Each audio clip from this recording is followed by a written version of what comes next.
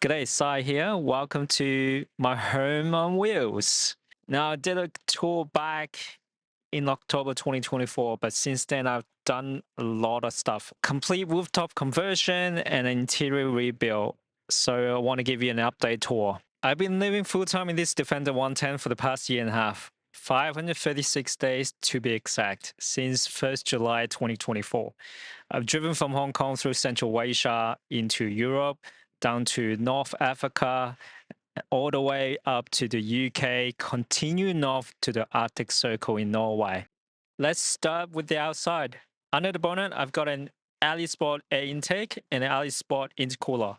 Everything else is stock.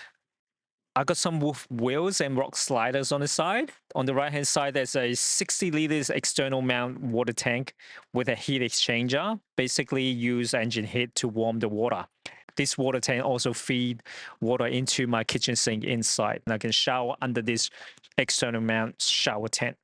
Over here, I got two jerry cans, one carrying 20-liter water and the other one carrying 10 liter of diesel. Up top, we got a 200-watt solar panel and an ARB roof rack that I chopped to shorten it to fit the new pop-top conversion. On this side is a fold-down table with a traction board mounted on the side.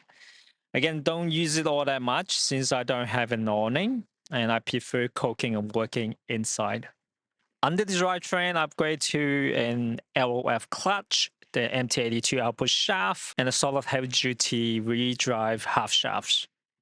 For power, I'm running a 300 mAh lithium battery from Renogy. Now, let's come around to the back. This is the new upgrade I did last summer, a pop-up conversion.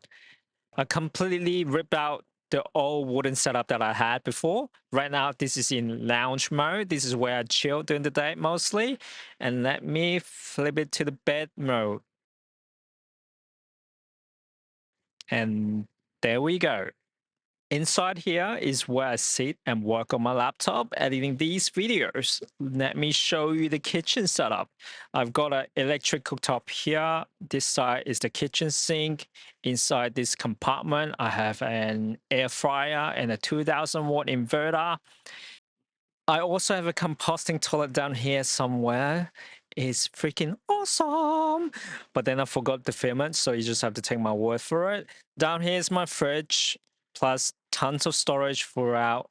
And that's come to the end of this tour. Thanks for watching.